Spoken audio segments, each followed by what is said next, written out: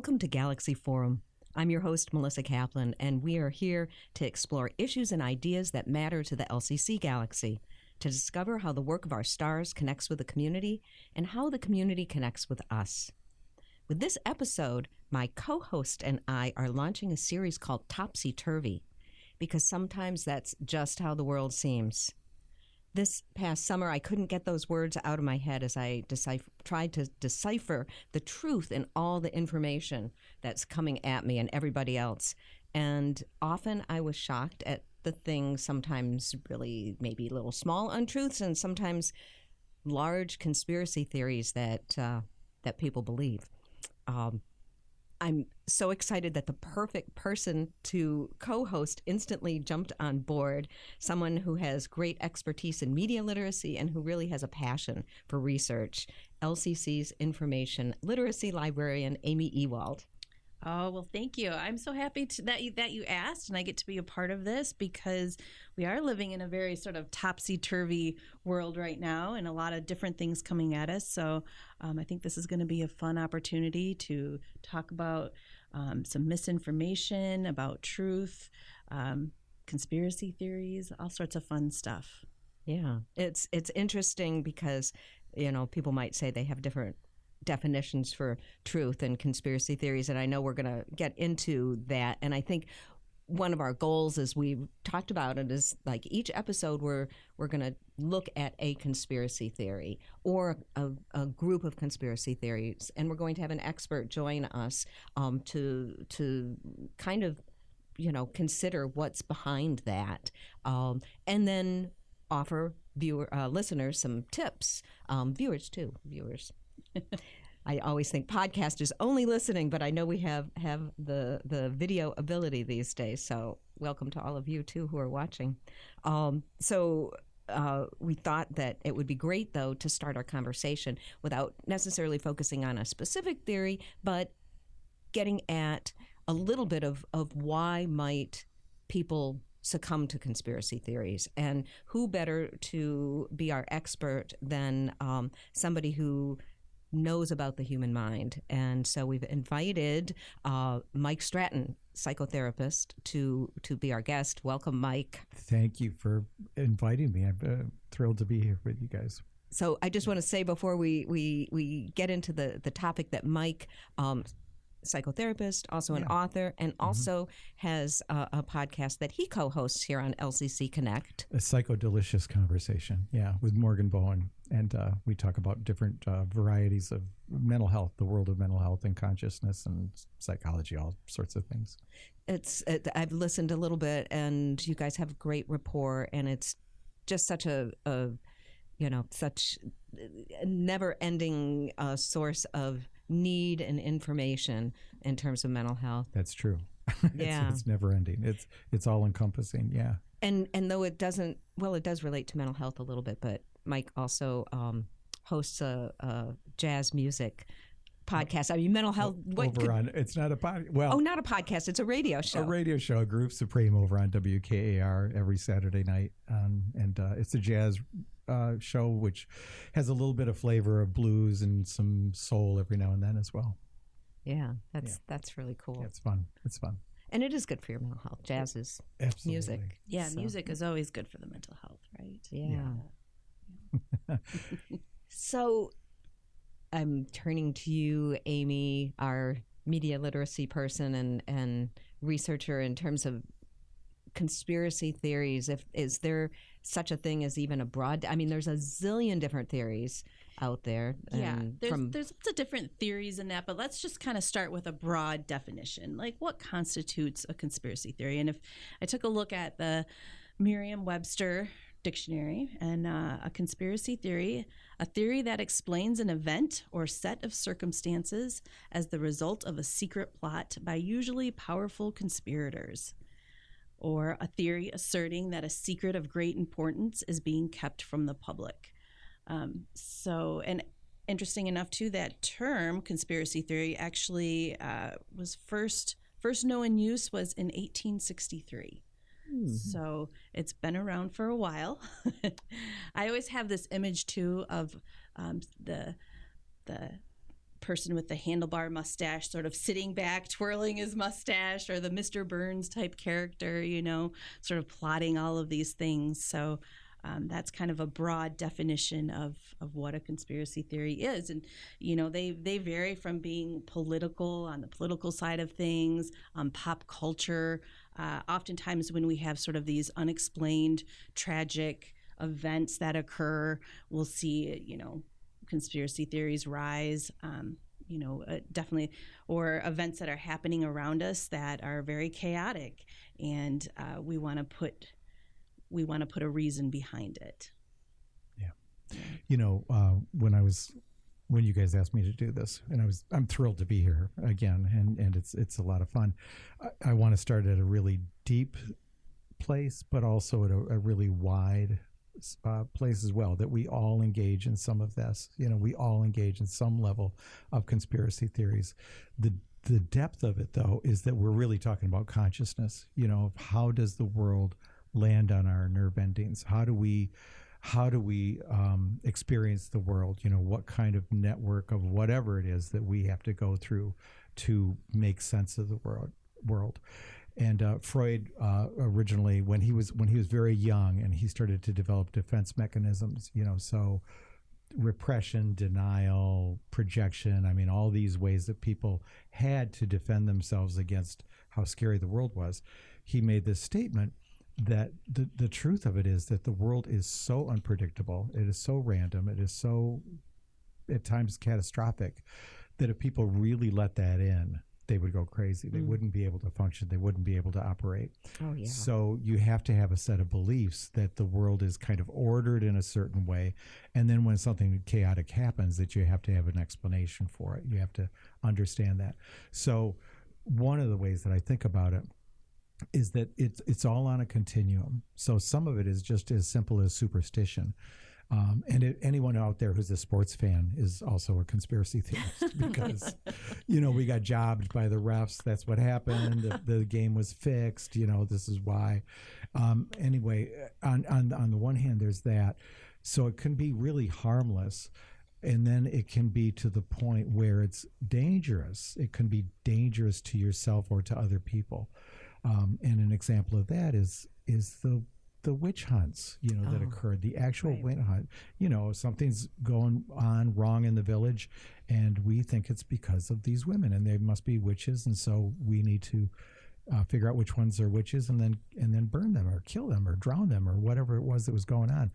That's a conspiracy theory. That they didn't have a label for it, maybe, but that was definitely a conspiracy theory. So. Yeah, I like your point too, that I think at some point we've all maybe believed in a conspiracy theory or something, out of the ordinary. And at the same time, I do often think it's good to question things, right? Mm-hmm. And to question the order or what we're being told.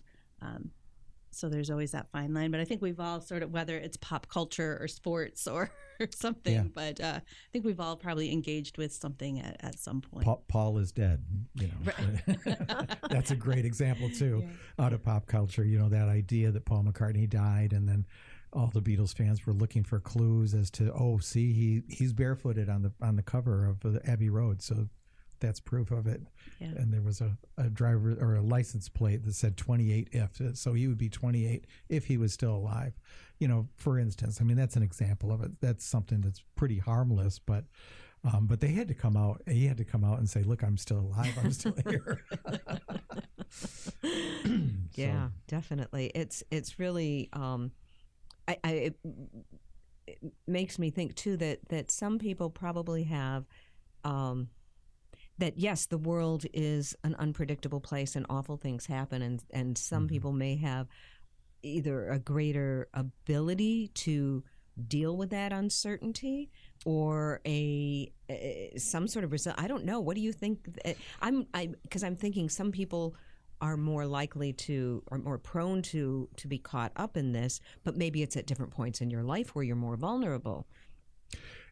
I think that's true. I do a lot of work with trauma, and in the midst of someone going through a traumatic event, they will often make a decision about what's true in their life, and it's often a negative belief about themselves. Mm-hmm.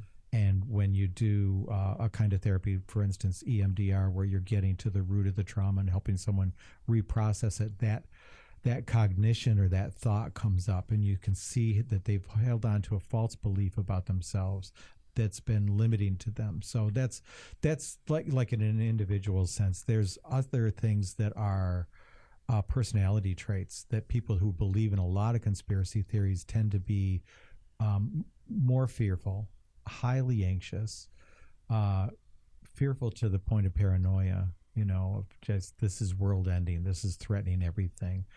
And that they tend to be more antagonistic. They experience themselves as powerless. They are often have a sense of isolation.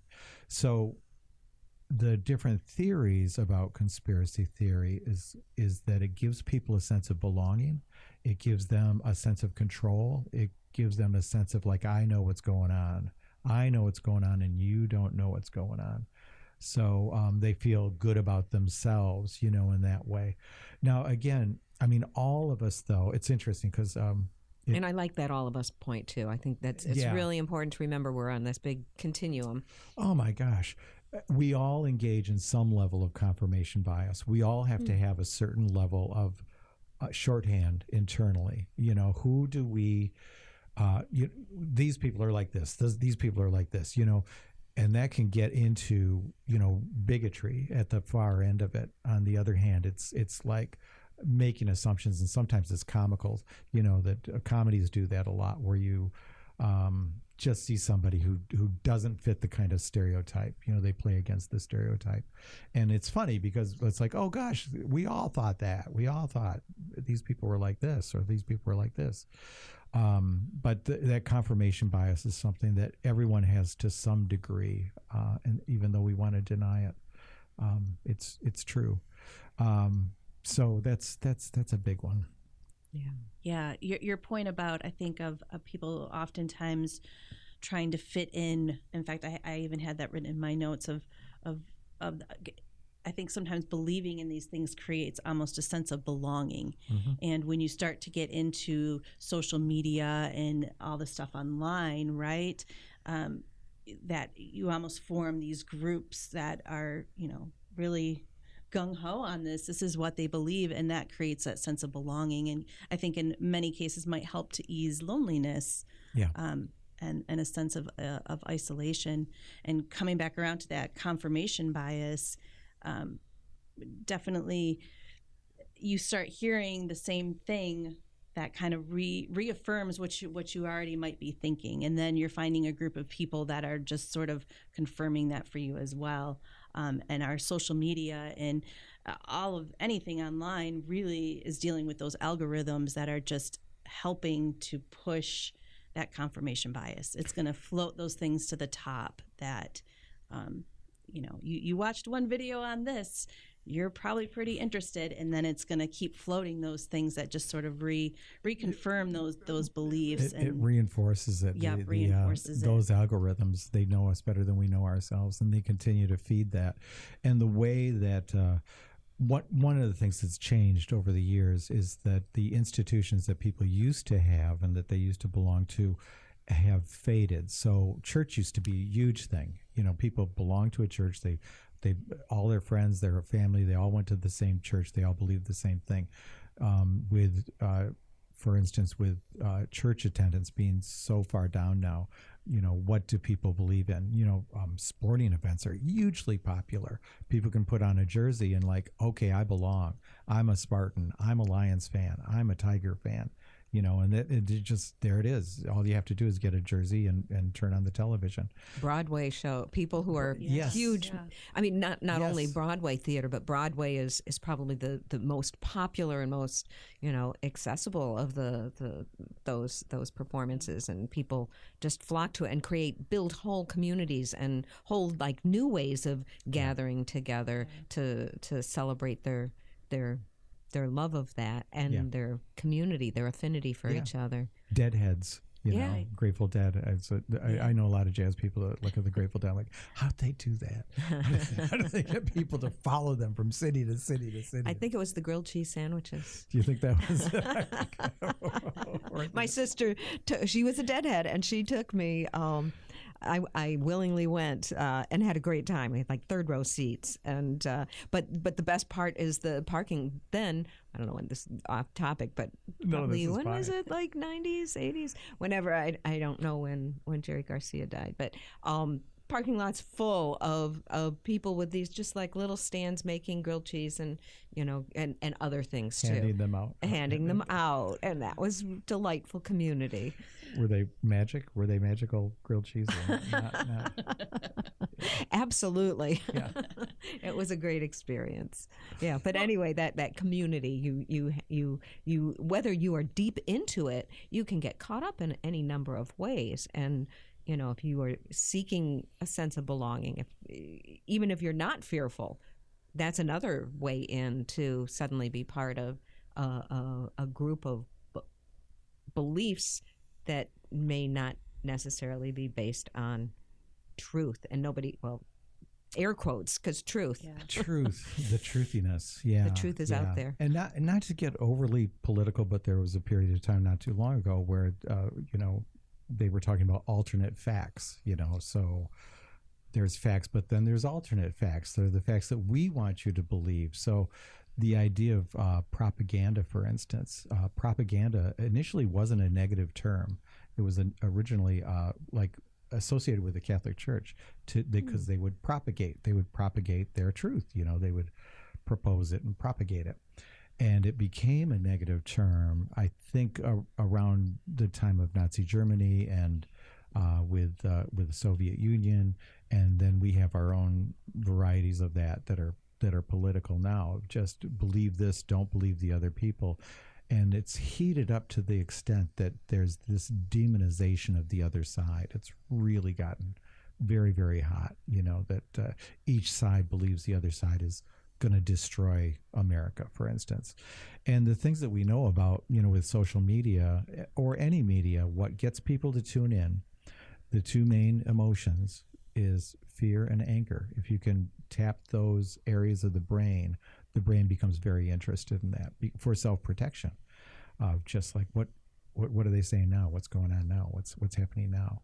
So we are in a period of time when I think the idea of conspiracy theories are more relevant than ever, that even though it does affect all of us, the ability to be able to detect what's really true and what's not, and to be able to break through that is also more important than ever. But people will, when they belong to a group. So there was an experiment. I'll tell you about this experiment that was interesting.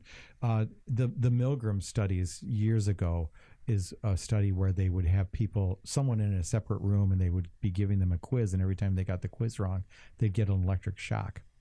And they would do that and increase the shock every single time, and they'd hear the person scream in the other room, but they'd continue to do it because a man with a lab coat was standing over them. And if a man in a lab coat says continue the experiment, some people would draw away from the experiment, but a lot of them would continue it until the guy became silent. The assumption was he's unconscious or he's dead, and the person would continue to shock. So wow. So they did another experiment where they said, how do people go along with this? How do people give their will over to somebody in authority? How did they do that? And so they did a study with groups of people where they would have they'd have an experimental study that would go into a group, and there'd be 10 people that were sitting in a little audience, and they'd be looking at a screen, and they'd say, this is an experiment about perception, and we're going to show you two lines, and you tell us which line is shorter and which line is longer. And so they'd go through that a couple of times, and it was very obvious which one was longer and which one was shorter. And then they got closer together, and what would happen is that the 10 people that were in on it would all agree that the shorter line was longer. And the person that had gone into the room, they might disagree with them like a couple times, but eventually they would start agreeing with people. They would deny their own their own reality testing to be part of. They didn't want to be abnormal. They didn't want to stand out.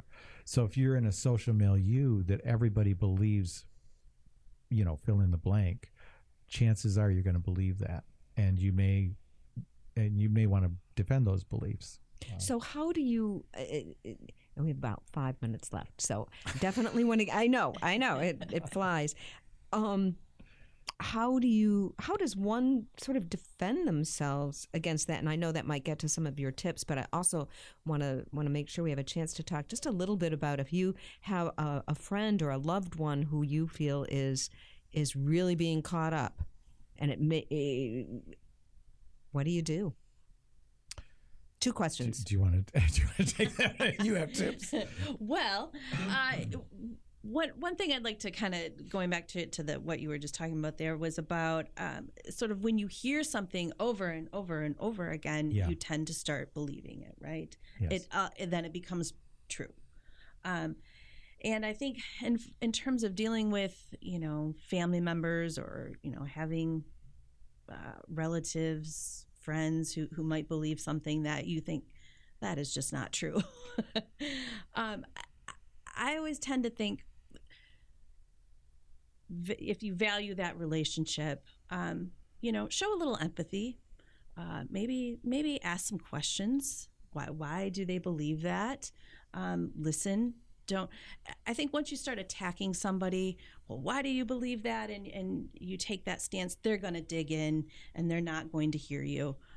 So I think my biggest takeaway or tip would be, have some empathy, listen, and then maybe if there's little points where you can sort of interject a counter idea or a counter opinion, you're probably not going to be able to debunk that whole theory for them that they believe in. But maybe you can just poke some holes in it a little bit.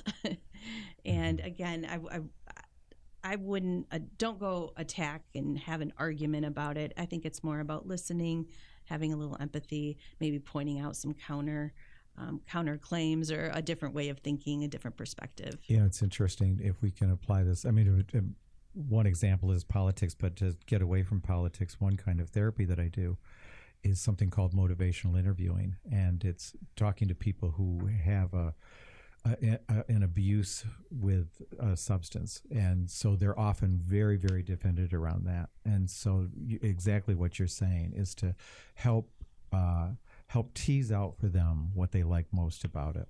And when someone feels free to express that and they feel like they're listened to and they're attended to, they're a lot more open to say, is there anything about this that you don't like? Is there any part of this that makes you uneasy? And then they start to express that as well. But some of the skills they talk about is to roll with resistance, to avoid argumentation. And if anything, sometimes maybe you can develop some discrepancy that on the one hand you're saying this is really important to you, but then there's this thing, I mean, how do you figure that, or how do you broach that, and let them talk, and when all else fails, you just say, let's agree not to talk about right, this. Let's move on from that conversation. Thanksgiving, we're not going to talk about politics or religion. Those are the hot topics, I think, that we just don't talk about. So that we can still be friends in other ways, and we have it. We see things differently in this other area. But and that used to be normal, and it kind of hasn't been over the last 10 years or so. I feel like we're in Harry Potter, like Voldemort, he who cannot be named. We're avoiding saying the name, right. But we know what we're talking about with this. Things are so much more combative, and much more. And all the information that's flying at us, whether certainly social media, the internet, we know, everybody knows that is a huge fire hose, but yet it's not, it's very well controlled, as we've said. So boy, there's a lot to this, and I think compassion, and I think, like I said, understanding that there's a continuum for all of us. We all have things we believe that somebody else is going to say, I disagree, but there are things that are that aren't real that people believe, and that's the land of conspiracy theory. So Mike, we could keep talking, but yeah, we're, I hope you'll come back and I'd love to come back. Yeah. that would be talk some more wonderful. with us. Sure. Yeah, yeah. Sure. Yeah. Well, this has been a great first episode of I think Topsy so, Turvy, yeah. and And I think we're going to have some good conversations and some interesting stuff, some fun things. Even talked about some fun stuff today too. So yeah. Well, Mike Stratton, psychotherapist, thanks so much for being our guest on this first this launch. Thank you for inviting me. You are welcome. And thank you all for listening. And if you want to hear this episode again and all the LCC Connect programming, go to lccconnect.org. And also want to thank our technical producer, Dedalian Lowry, and Andy Callis, who composed the theme music. I'm Melissa Kaplan. And I'm Ami Ewald. And you've been listening to Galaxy Forum Topsy Turvy.